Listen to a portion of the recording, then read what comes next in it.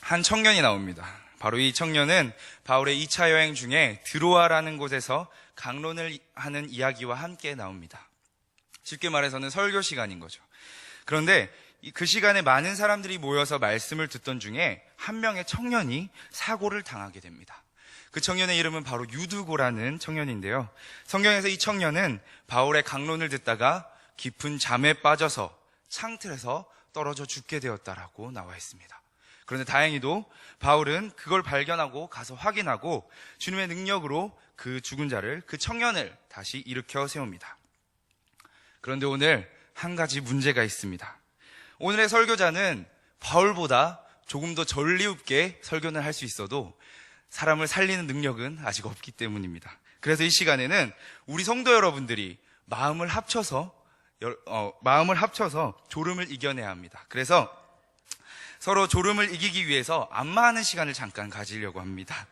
먼저 오른쪽으로 돌아서 우리 사랑스럽게 안마를 좀 나눴으면 좋겠습니다. 이쪽으로 먼저 돌아서 안마를 하도록 하겠습니다. 네, 꼭꼭 꾹꾹 눌러주십시오. 이 창틀에서 떨어지지 않게 하는 거는 우리 성도 여러분들의 사랑입니다. 사랑으로 진심으로 예배 시간에 깊은 잠에 들지 않도록 도와주는 것이 아마 최선의 방법일 것 같습니다. 네, 꼭꼭 해주시고, 자, 그럼 이제 받았으면은 이제 되돌려 드려야겠죠. 반대로 돌아서 한번 하겠습니다.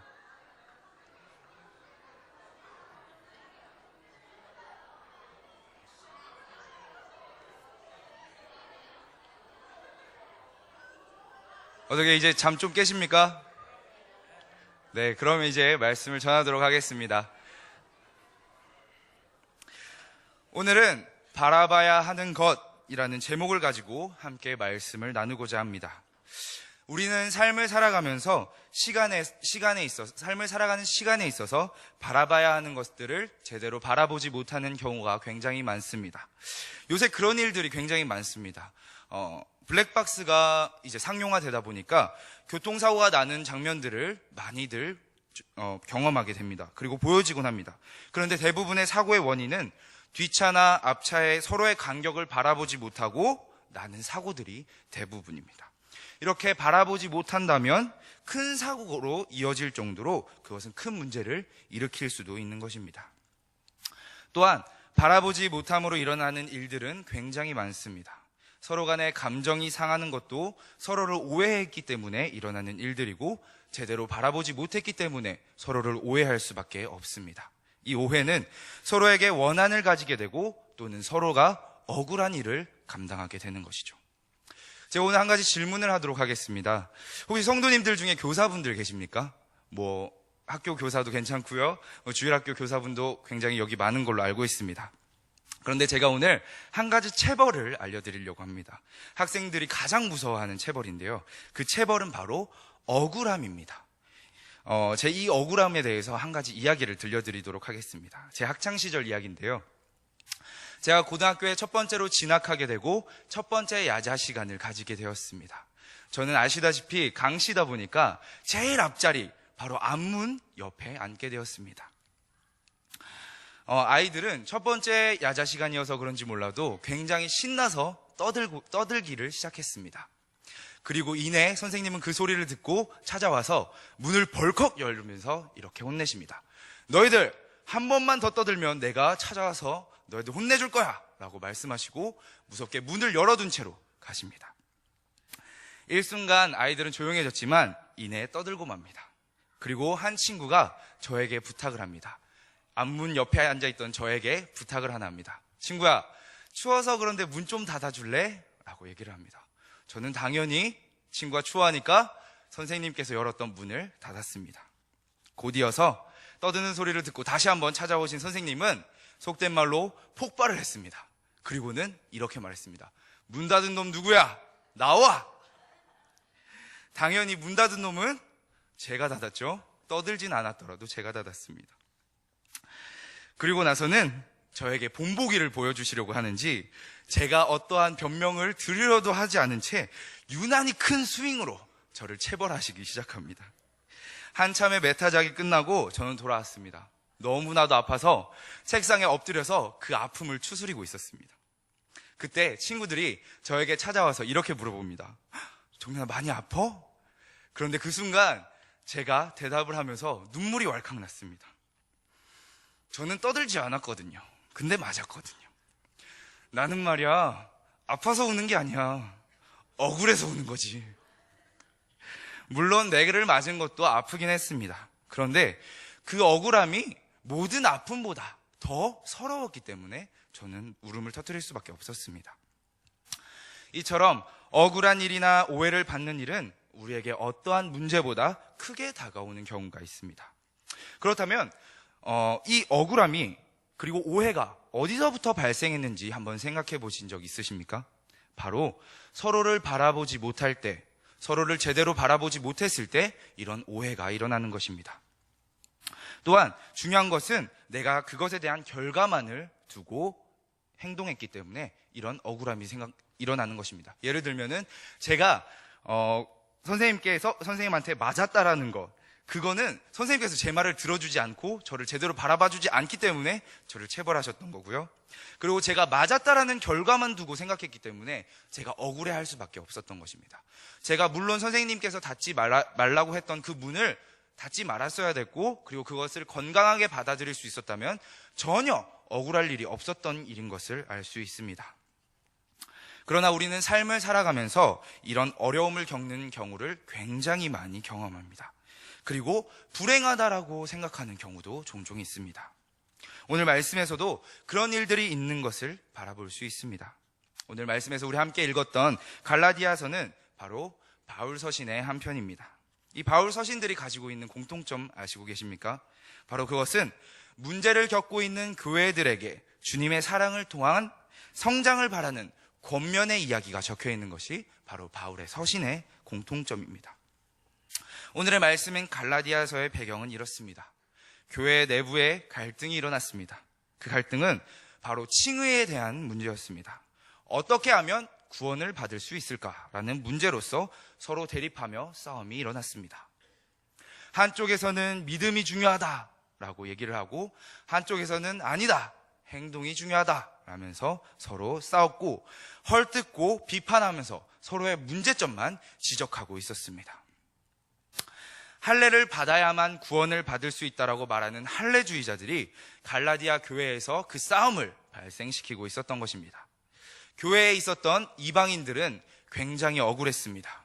그 이유는 뭐냐면 자신들은 사랑을 찾아서 교회에 찾아왔지만 교회에서 주는 것은 이방인이라는 이유로 할례를 받지 못했다는 이유로서 구원을 받을 수 없다고 그들을 명명했기 때문입니다.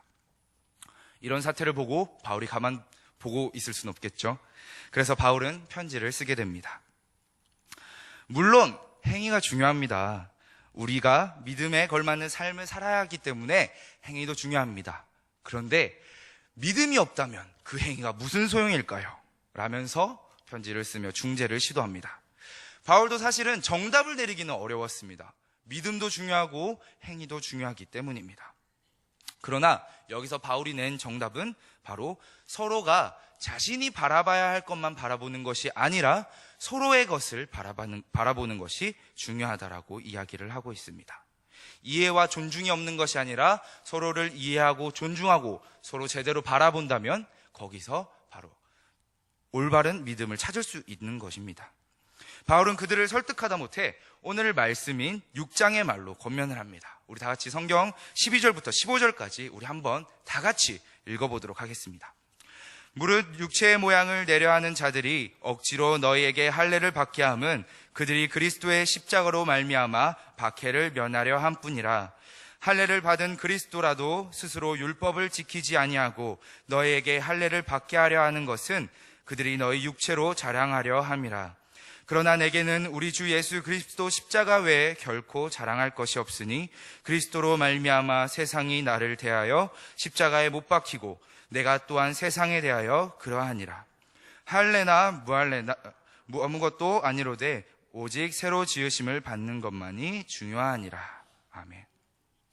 이 말을 다시 바울의 목소리로 말씀드리면, 할례를 받고 안 받고 그것이 중요한 게 아니라 서로를 헐뜯기 위해서 할례를 받는다면 그것은 자신의 육체를 자랑하기 위함이다.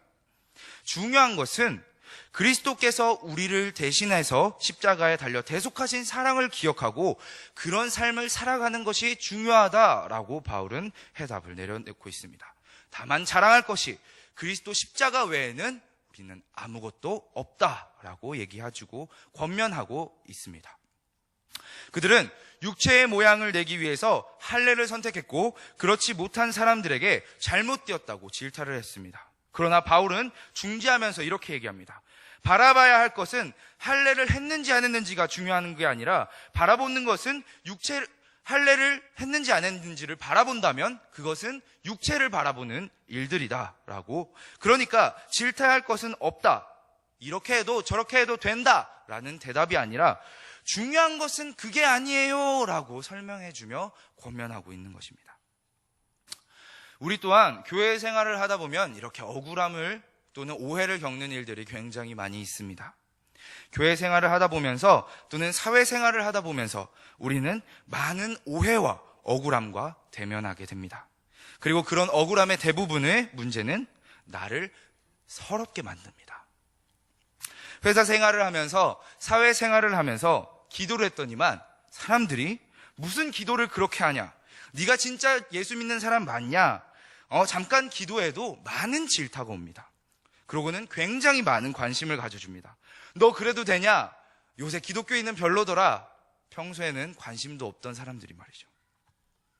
교회 예배 드리려고 가던 길에 차가 막혔습니다. 물론 일찍 나왔지만 차가 너무나도 막힌 탓에 교회 예배에 조금 늦게 되었습니다. 그러고 걱정해서 교회 예배당에 들어선 순간 사람들은 이렇게 얘기를 합니다. 너 집사가 돼서 지각하고 그러면 돼?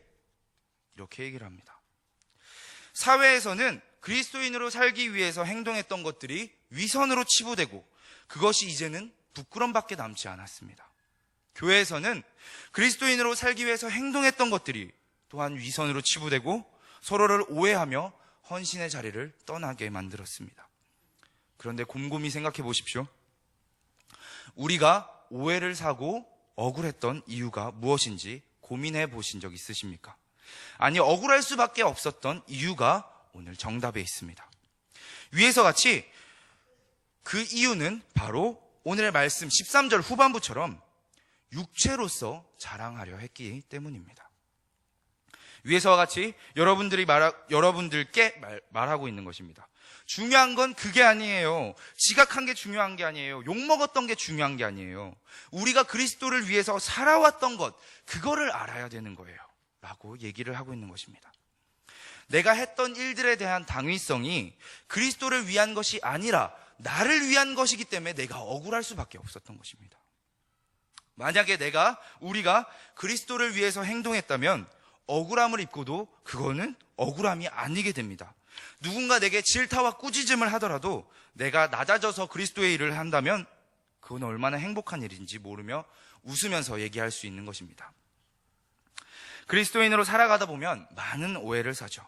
요새 흔히들 말하는 기독교를 비판하는 사람들로부터 시작해서 그리스도는 그리 좋은 평판이 아니게 되었습니다. 그 원인이 무엇일까요? 저는 이렇게 생각합니다. 바로 원한을 풀어야만 했던 우리의 모습들 때문이 아닐까 생각을 합니다. 우리가 만약에 피해를 봤다면 그 피해를 무조건 되갚아줘야 되고 그 피해를 당한 만큼 되갚아주고 오해를 풀어야 되기 때문에 그 사람들과의 언성이 높아지게 되고 나의 당위성을 나에게 두었기 때문에 그런 억울함과 오해가 생기게 되었다라고 생각합니다. 만약에 우리가 그것이 아니라 원한을 위해 주님께 기도를 했다면 지금의 모습처럼 질타와 오해 속에서 하나님의 사랑을 한 번 더 전할 수 있게 되지 않았을까 생각해 봤습니다. 아무리 억울하더라도 내가 오해를 샀더라도 그리스도를 위해서 했던 일들이 원한으로 다가온다면 오히려 복이라고 생각할 수 있습니다. 찬양을 할 때에도 헌신을 할 때에도 손가락질을 당할 때에도 내가 힘들고 지쳐서 번아웃이 됐을 때에도 그렇지 않을 수 있는 이유가 그리스도 때문이다 라고 얘기한다면은 그보다 멋진 말이 어디 있을까 생각합니다. 어떠한 한 집사님은 가장 듣고 싶어하는 말 중에 이런 말이 있습니다. 당신 예수쟁이지? 라는 말을 굉장히 좋아합니다. 그 이유는 말하지 않아도, 자랑하지 않아도 이미 내 몸에서 풍겨져 나오는 향기가 예수의 향기를 닮았다라는 증거이기 때문입니다. 그리스도를 위해 원한을 산다. 멋지지 않습니까? 우리를 구원하신 분을 위해서 내가 낮아지고 내가 오해를 받더라도 그 일을, 모든 것을 그리스도를 위해서 한다라고 생각을 한다면 그것보다 행복한 일은 없습니다. 중요한 것은 그게 아니야 라는 것을 기억하십시오. 그리스도를 위한 원한의 삶을 기억하십시오. 잊지 말아야 합니다. 그런데 사실은 이렇게 말을 해도 억울함과 오해를 가지고 사는 것은 굉장히 힘든 일입니다. 그것은 우리가 세상에서 말하는 화병과 직결될 수도 있습니다. 속에 있는 답답함을 얘기하지 않고 털어놓지 않고 해결되지 않는다면, 그 화를 가지고 살기만 한다면 결국에는 이내 화병에 걸려서 끙끙 앓게 될지도 모릅니다. 그런데 우리는 이런 화병을 걱정할 이유가 없습니다. 그 이유는 우리는 육체로 자랑하려 하는 것이 아니라 바로 그리스도를 위해서 살아왔기 때문에 상관없는 일인 것입니다. 또한 감사하게도 말씀에서 주님께서는 우리에게 원한을 위해서 사는 삶을, 그 방법에 대해서 말씀해 주고 계십니다. 누가복음 18장 1절에서 8절까지 말씀입니다. 제가 봉독해 드리겠습니다. 예수께서 그들에게 항상 기도하고 낙심하지 말아야 할 것을 비유로 말씀하여 이르시되, 어떤 도시에 하나님을 두려워하지 않고 사람을 무시하는 한 재판장이 있는데, 그 도시에 한 과부가 있어 자주 그에게 가서 내 원수에 대한 나의 원한을 풀어주소서 하되, 그가 얼마 동안 듣지 아니하다가 후에 속으로 생각하되, 내가 하나님을 두려워하지 않고 사람을 무시하나 이 과부가 나를 번거롭게 하니 내가 그 원한을 풀어주리라. 그렇지 않으면 늘 와서 나를 괴롭게 하리라 하였으니라. 주께서 이르시되, 불의한 재판장의 말을 들으라. 하물며 하나님께서도 그 밤낮 부르짖는 택하신 자들의 원한을 풀어주시지 아니하시겠느냐? 그들에게 오래 참으시겠느냐? 내가 너희에게 이르노니 속히 그 원한을 풀어주시리라. 그러나 인자가 올 때에 세상에서 믿음을 보시겠느냐 하시니라. 아멘. 이 말이 뭐냐면요, 예수님께서는 낭망하지 않고 기도하는 방법에 대해서 누가복음을 통하여 우리에게 말씀해주고 계십니다. 한 과부가 있습니다. 그 과부가 너무나도 화가 나고 오해를 받고 원한을 사는 원수가 있습니다. 그 원수에 대한 원한을 풀어달라고 그 어떤 재판장을 찾아가게 됩니다. 그런데 그 재판장은 하나님을 믿는 자도 아니고 두려워하는 자도 아닙니다. 그런데 이 과부의 원한을 풀어줍니다. 그 이유는 뭐냐? 바로 과부가 맨날 찾아와서 부탁을 하면 빈번하고 이렇게 귀찮기 때문에, 그래, 네가 이렇게까지 하면 내가 너무 귀찮으니까 네 원한 내가 풀어주마 라고 얘기를 했다고 합니다. 이 비유를 통해 예수님께서 말씀하십니다. 하물며 너희를 사랑하는 하나님께서는 너희의 원한을 들어주시지 아니하겠느냐라고 말씀하십니다. 세상의 재판장도, 하나님을 모르는 재판장도 그 원한을 위해서 그 행동을 하는데, 너희를 사랑하고 너희를 택한 자가 과연 너희의 원한에 대해서 그냥 참고 이겨내라 라고 말을 할까라는 것에 대해서 말씀하십니다. 그렇다면 우리를 사랑하시는 주님께서는 우리의 부름에 응답하시지 않을 리가 없습니다. 단 그 원한이 나의 육체를 위해 자랑하는 시선이 아니라 그리스도를 자랑하는 시선일 때 말입니다. 마태복음 6장 3절에는 다들 아시다시피 이런 말씀이 있습니다. 너는 구제할 때에 오른손이 하는 것을 왼손이 모르게 하여 라고 말하고 있습니다. 이 말씀은 글자 그대로 받아들이면은 오른손이 할 때 왼손이 몰래 해라 라고 받아들일 수 있는데, 그 참뜻은 그게 아닙니다. 바로 왼손이 하는 것이 없도록, 왼손이 필요 없도록 그 오른손이 하는 일만을 생각하라는 것입니다. 왼손의 것을 바라보고 일을 하는 것이 아니라 오른손의 일만 바라보고 그 참된 목적을 가지고 일하라는 뜻입니다. 마술에서 가장 중요한 것은 바로 시선을 뺏는 것입니다. 이 왼손이 하는 일을 숨기기 위해서 오른손이 나서는 것입니다. 그런데 말씀에서는 우리에게 말씀하시기를, 오른손이 하는 것을 왼손이 하는 것을 오른손이 숨기기 위해서 오른손이 행동하는 것이 아니라 참된 오른손의 행동을 원하시고 계시는 것입니다.